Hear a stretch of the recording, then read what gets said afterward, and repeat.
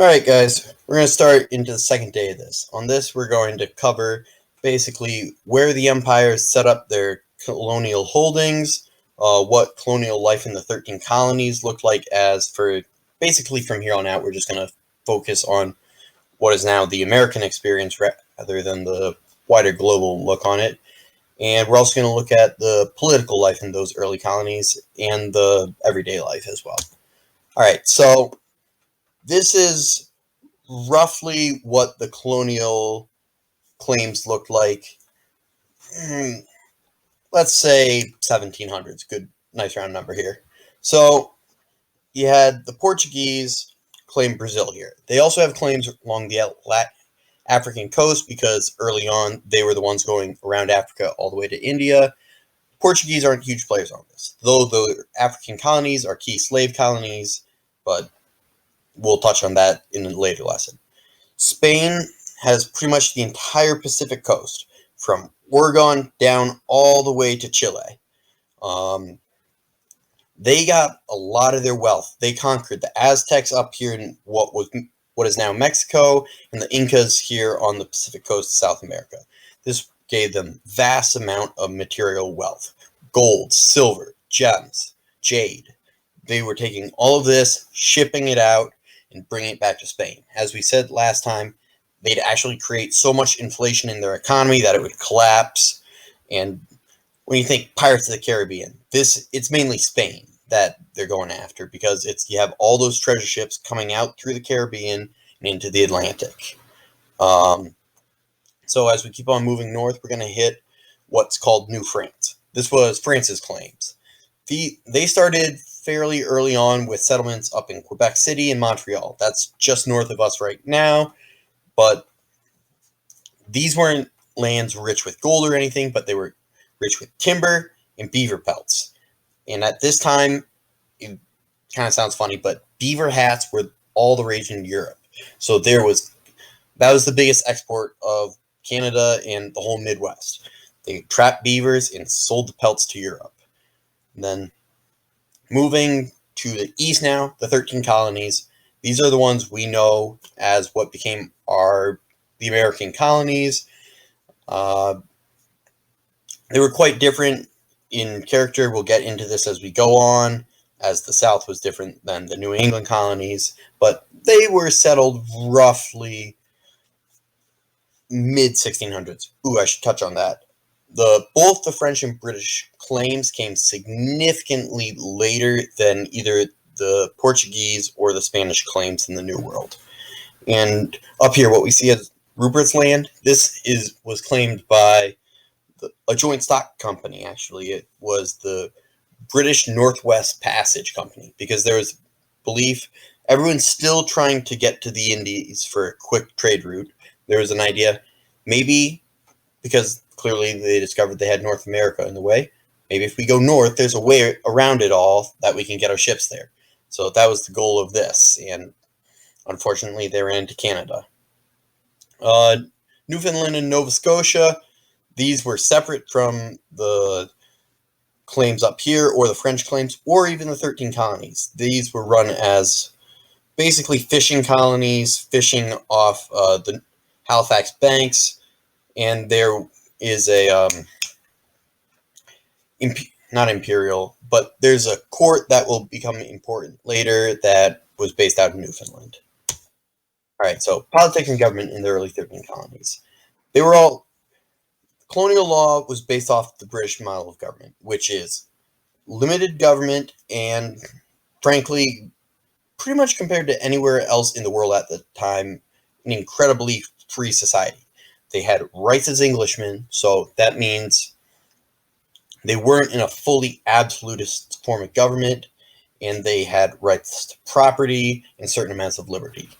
So from this, when the colonists came and established their own forms of government, they were very similar, and for all intents and purposes, a very free form of government.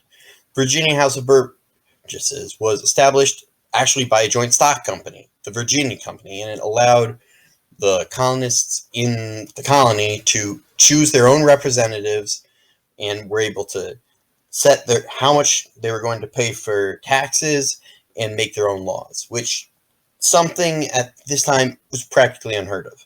Another key one was the Mayflower Compact. And this is, as the Pilgrims are still on the Mayflower, they wrote this up thinking of, okay, how do we want to govern ourselves? And they're deciding they want to elect their own political officials and also have limits on their government. The characteristics of representative and limited government carried throughout all the early colonies. New England colonies, they had town meetings as a very key feature. We got a picture of one of them right here. It basically, you had the town leaders, so that'd be the minister and sometimes the mayor and other key people show up to lead the meeting, and then you'd have town people, both men and women, come in, sit through to hear key meeting notes and voice their opinions in it. As said, these meetings were key to discussion of laws, government, and development of an understanding of an American political identity. The Fundamental Orders of Connecticut was basically the Connecticut colony, like both Virginia and the Plymouth colony, set up their own government, and it highlighted the need for limited government.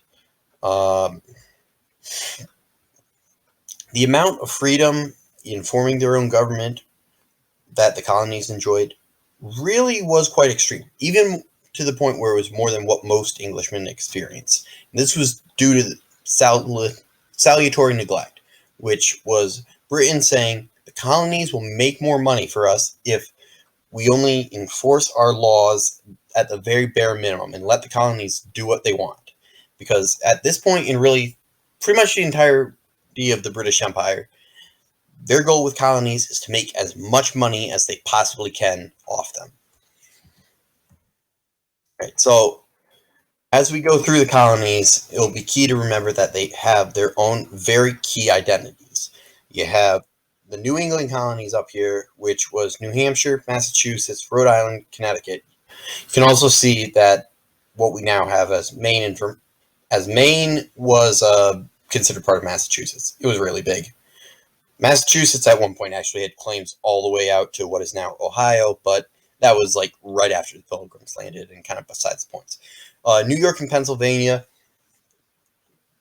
were the middle colonies. New Jersey is in there too, sorry. But they snaked up along the Hudson River, and they had a very different characteristics than the New England colonies. We'll get into the reasons why later, but you just need to remember that. And then the largest ones geographically were the southern colonies, with Virginia, North Carolina, South Carolina, and Georgia, with Virginia being, frankly, quite massive. So the New England colonies were made up of Massachusetts, Connecticut, New Hampshire, Rhode Island, and they were a very distinct culture. Well, all the colonies had their own very distinct grouping, but New England were made up of very deeply religious Puritans that were obsessed with purifying what was the Church of England free of anything that had to do with Catholicism. They went to the point that the Puritans got rid of Christmas. Like, that's how serious these guys were. Their mindset of how strict they should be and what they should be is illustrated by John Winthrop, which was a key Puritan preacher's sermon sitting on a hill. It illustrated how they thought that they should be something that people look up to.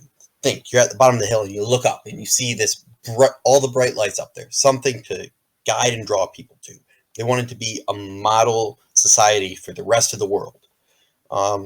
Due to geography here, everyone was either small-time farmers, so you'll have a couple cows and bring things to market, but you're not going to have the acres and acres and acres that you would see in the South. Fishermen, since it's fairly coastal through here and good fishing off the coast of New England, and merchants, so doing trade out of the ports, as the port of Boston was a very key port for getting the goods back to the old world. In New England, they weren't very good at the whole religious toleration thing. They took everyone who was not a Puritan and sent them to Rhode Island, which is one way to do it. This is a artist rendition of what a New England town looked like. Key aspect of it here was the town green, which was something for, that's where the townspeople socialized and basically had conversations. The other key points would be the town meeting house and the church. Those were the key aspects of life in the New England colonies. The middle colonies, so that would be New York, Pennsylvania, Delaware, and New Jersey. Not New York all the way out to here. It's basically the Hudson's dividing line. Where we are right now still would have been basically unclaimed territory. Settlers were a mix of Dutch, English, and German through here, because the Dutch for a while actually had control of New York. It was known as New Amsterdam. That's why if you go closer to New York City, the names start sounding a lot more Dutch.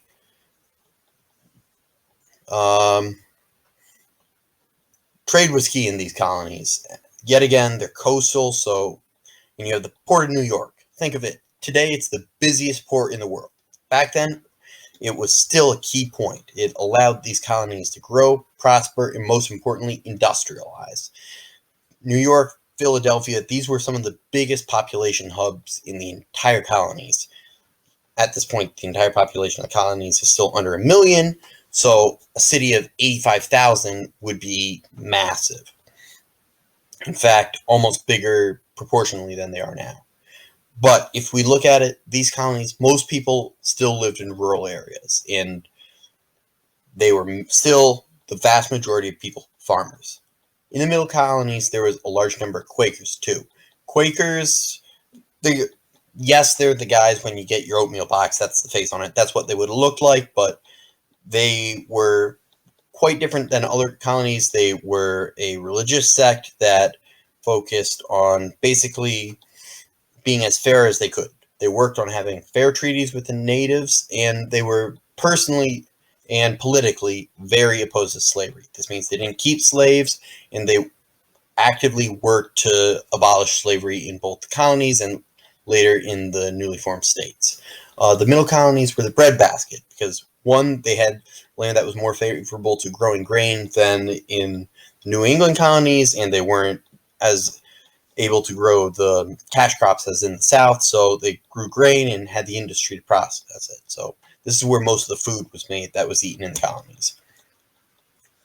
Southern colonies. Yet again, this is a very different both culture and geographic. They were made up of Maryland, Virginia, North Carolina, South Carolina, and Georgia.